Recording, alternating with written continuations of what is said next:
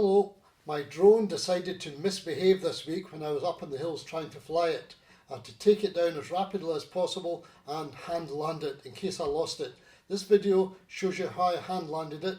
If you want to see the full, very short video, have a look at the link I'll leave to my other channel and you can see what I got in the hills.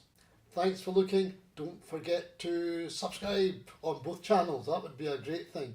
Thanks a lot. Bye bye.